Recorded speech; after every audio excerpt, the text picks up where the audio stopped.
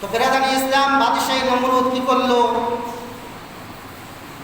যখন ইব্রাহিম নবী আলাইহিস সালাতু তাসলিম বললেন, ক্বালা আফা তা'বুদুনা মিন দুনিল্লাহ মা লা ইয়ানফাউ শাইয়্যান ওয়ালা ইয়াদুররুকুম। এই বাদশাহ নমরুদ, তুমি এমন এলাহ বা এমন মূর্তি দেবদেবীর পূজা কেন করছো যারা তোমার কোনো অপকার উপকার কিছুই করতে পারছো না? এমন জিনিসের তুমি ইবাদত বা উপাসনা কেন করছো? তো বাদশাহ নমরুদ কি করলো? ইব্রাহিম নবী আলাইহিস সালাতু তাসলিমকে বন্দী করলো। ইব্রাহিম নবী আলাইহিস সালাতু তাসলিমকে বন্দী করার পরই বাদশাহ নমরুদ ওই জালিম অত্যাচারী ওই কাফির বাদশাহ নিজের কিছু কিছু ঘনিষ্ঠ লোকদেরকে ডাকলেন। ডাকার পরে পরামর্শ করলেন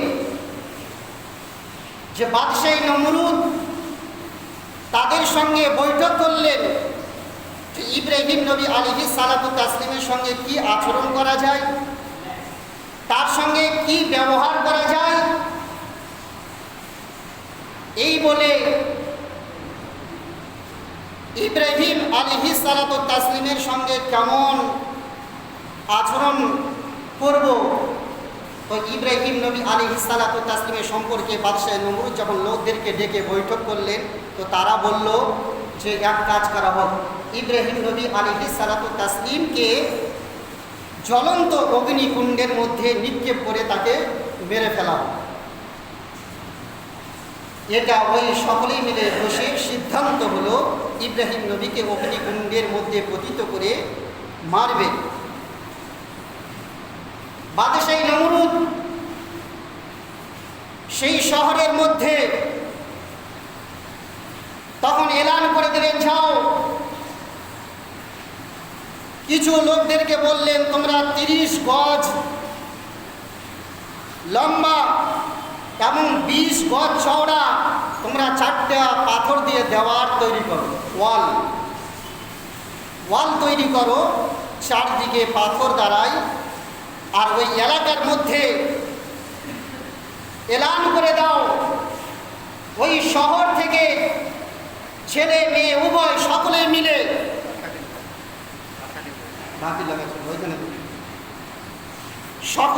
তারা যেন ওই দূর দূরান্ত ওই এলাকা থেকে গাছপালার খড়ি নিয়ে এসে যেন ওই গর্তের মধ্যে ওই জায়গায় যেন জমা করে। আর আমি বাদশাহ নমরুদ আমার নির্দেশ দেওয়ার পরে কেউ যদি এই কথাকে অস্বীকার করে, অমান্য করে, কেউ যদি সেই গর্তের মধ্যে খড়ি নিয়ে আসতে কেউ যদি দ্বিধাবোধ করে, কেউ যদি আমার কথাকে না মানে, তাহলে আমি বাদশাহ নমরুদ হুকুম দিলাম ওই ইব্রাহিম খলিলুল্লাহর সঙ্গ ওই অগ্নিকুণ্ডের মধ্যে আমার কথাকে অস্বীকারকৃত ব্যক্তিদের তাদেরকেও অগ্নিকুণ্ডের মধ্যে নিক্ষেপ করা হবে। ঠিক ওই শহরের মধ্যে বাদশাহ নমরুদের হুকুমতি, বাদশাহ নমরুদের এলান হয়ে গেল। বাদশাহ নমরুদকে খুশি করার জন্য ইব্রাহিম খলিলুল্লাহ আল্লাহর বন্ধু, তার সঙ্গে দুশ্মনী করার জন্য ওই শহরের ছেলে মেয়ে সকলেই মিলে তারা কী করলো, ওই এলাকা থেকে তারা খড়িগুলো নিয়ে এসে ওই গর্তের মধ্যে জমা করতে লাগলো।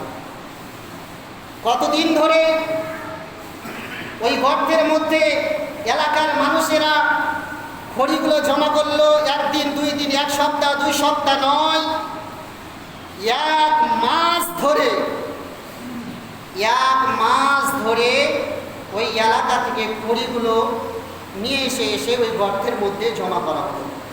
যখন ওই গর্তখানা ভরে গেল, চতুর্দিকে ওয়ালখানা যখন সমান হয়ে গেল, পরিপূর্ণ, তো বাদশাহ নমরুদ এইবার হুকুম দিল এই গর্তের মধ্যে আগুন লাগানো। বাদশাহ নমরুদের হুকুম হয়ে গেল, ওই খড়িগুলোর মধ্যে আগুন লাগিয়ে দেওয়া হলো। ওই আগুন যখন দম দম করে জ্বলতে লাগলো, এতটাই আগুন উত্তপ্ত হলো ওই আগুনের সীসাগুলো যেন আসমানের দিকে যেন উঁচু হতে লাগলো। ওই আগুনের উপর দিয়ে ওই শহরের মধ্যে, ওই এলাকার মধ্যে যত পাখিগুলো উড়ে যেত, এতই আগুনের উত্তপ্ত। ওই আগুনের উত্তপ্ত দ্বারাই পাখিগুলো যারা উড়ে যেত, ওই পাখিগুলো ওই আগুনের তাপের কারণে মরে তারা ওই আগুনের মধ্যে পড়ে যেত। এমনভাবে আগুন সেই উত্তপ্ত হতে লাগলো।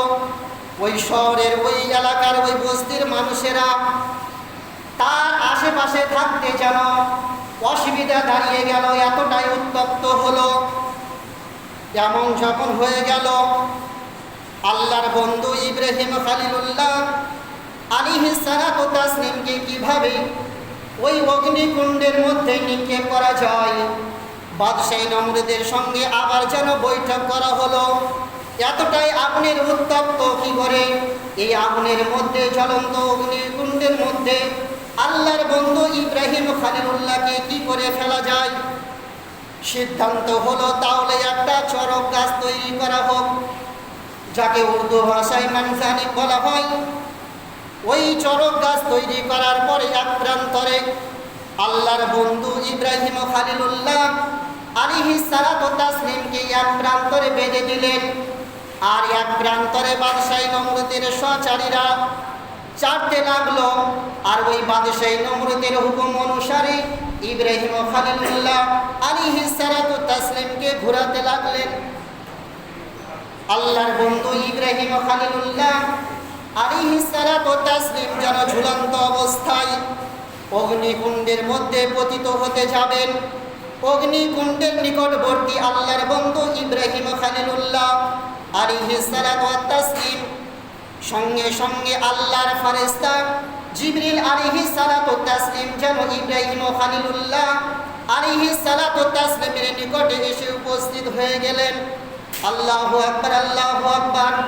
আল্লাহর বন্ধু ইব্রাহিম খলিলুল্লাহ আলাইহিস সালাতু তাসলিমকে আল্লাহর সেই ফেরেশতা জিবরিল আলাইহিস সালাতু তাসলিম এসে বলেন, ইয়া ইব্রাহিম লাকা হাজাতুন, এই ইব্রাহিম আলাইহিস সালাতু তাসলিম कोई हाजत हो तो बताइए, जिब्रील खिदमत के लिए हाजिर है। আল্লাহর বন্ধু ইব্রাহিম খলিলুল্লাহ আলাইহিস সালাতু তাসলিমকে জিবরিল বললেন, এই জিবরিল বললেন, ইয়া ইব্রাহিম লাকা হাজাতুন, এই ইব্রাহিম আলাইহিস সালাতু তাসলিম তোমার যদি কোনো প্রয়োজন হয়, তোমার যদি কোনো দরকার হয়, তাহলে জিবরিল, আমি আল্লাহর ফেরেশতা জিবরিল তোমার খিদমত করার জন্য, তোমার সহযোগিতা করার জন্য, তোমার উপকার করার জন্য আমি আল্লাহর ফেরেশতা জিবরিল আলাইহিস সালাতু তাসলিম তোমার কাছে আমি উপস্থিত হয়েছি। আল্লাহর বন্ধু ইব্রাহিম খলিলুল্লাহ আলাইহিস সালাতু তাসলিম বললেন, নাআম আম্মা ইলাইকা ফালা, हाँ हाजत तो है मगर जिब्रील तुझसे हाजत नहीं है।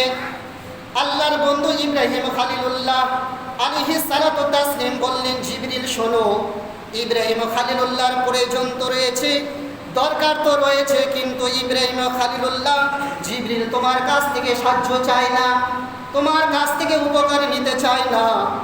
ইব্রাহিম খলিলুল্লাহ আলাইহিস সালাতু তাসলিমের এই কথা শুনে আল্লাহর ফেরেশতা জিবরিল আলাইহিস সালাতু তাসলিম বললেন, ও আল্লাহর বন্ধু ইব্রাহিম খলিলুল্লাহ আলাইহিস সালাতু তাসলিম, তাহলে তুমি যার কাছ থেকে তুমি উপকার পাবে, যার কাছ থেকে তুমি হাজাত তালাব চাইবে, তুমি তার কাছ থেকে সাহায্য চাও। আল্লাহর বন্ধু ইব্রাহিম খলিলুল্লাহ আলাইহিস সালাতু তাসলিমের জিবরিল আলাইহিস সালাতু তাসলিমের কথা শুনে আল্লাহর বন্ধু ইব্রাহিম খলিলুল্লাহ আলাইহিস সালাতু তাসলিম বললেন, ইলমুহু বিহালি হাসবি মিন সাওয়ালি। আল্লাহর বন্ধু ইব্রাহিম খলিলুল্লাহ আলাইহিস সালাতু তাসলিম বললেন, আমি যার কাছ থেকে সাহায্য চাইব, যে আল্লাহ আমার সাহায্যকারী, সে আল্লাহ। ইব্রাহিম খলিলুল্লাহ আলাইহিস সালাতু তাসলিমের মনের সমস্ত খবর সে আল্লাহ জানে। জোরে বলুন সুবহানাল্লাহ।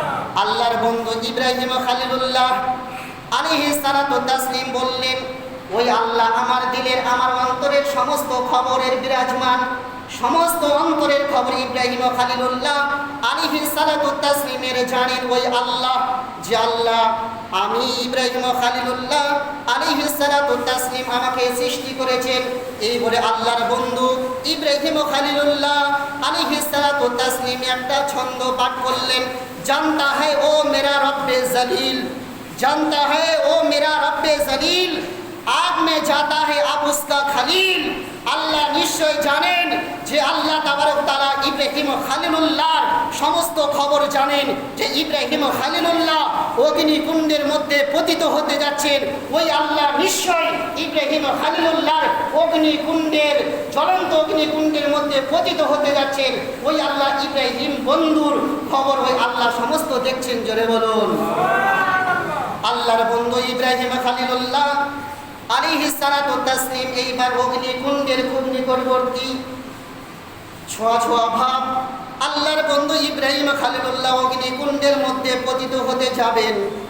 আল্লাহ তাবারক ওয়া তাআলা ভাবলেন যে ইব্রাহিম খলিলুল্লাহ আলাইহিস সালাতু তাসলিম আমার জন্য আমার ইসলামকে প্রচার করছেন, আর আমার ইসলাম প্রচার করার জন্য তারা ইসলামের সূচিতলায় না এসে আমার বন্ধু ইব্রাহিম খলিলুল্লাহ আলাইহিস সালাতু তাসলিমকে জ্বলন্ত অগ্নিকুণ্ডের মধ্যে নিক্ষেপ করতে যাচ্ছে। বাদশাহ নমরুদ আল্লাহ তাবারক ওয়া তাআলা সঙ্গে সঙ্গে হুকুম দিয়ে দিলেন ওই আগুনকে।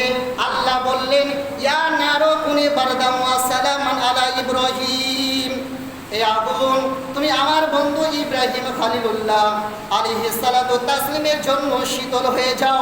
আল্লাহর যখন সংবিধান, আল্লাহর যখন হুকুম হলো, আল্লাহ ইব্রাহিম নবীকে সৃষ্টি করেছেন, আল্লাহ বাদশাহ নমরুদকে সৃষ্টি করেছেন, আল্লাহ আগুনকে সৃষ্টি করেছেন।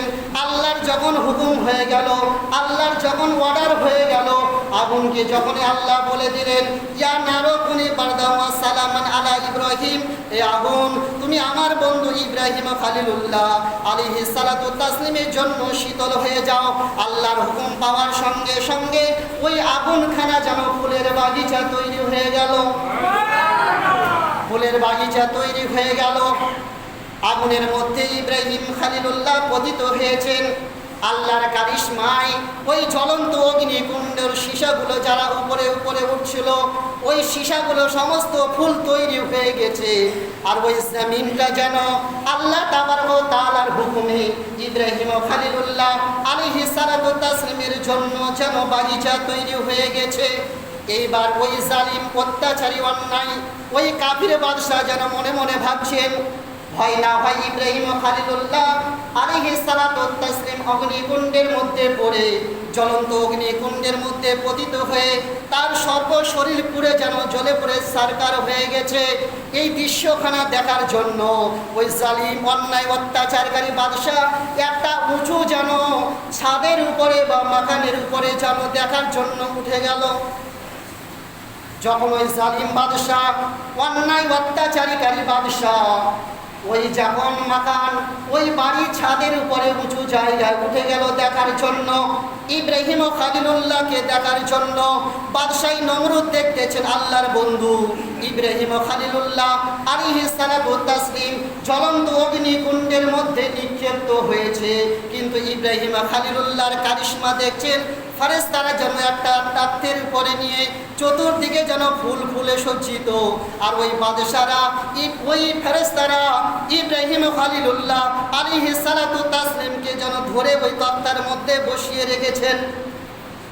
এই দৃশ্যখানা ওই বাদশাহ নমরুদ জালিম বাদশাহ অত্যাচারী অন্যায়কারী বাদশাহ যখন দেখলেন, ইব্রাহিম খলিলুল্লাহ আলাইহিস সালাতু তাসলিমকে জিজ্ঞেস করলেন, যা এই হাদিস কানা মরিজুন নবুয়তের পৃষ্ঠা নাম্বার 326-এর মধ্যে রয়েছে।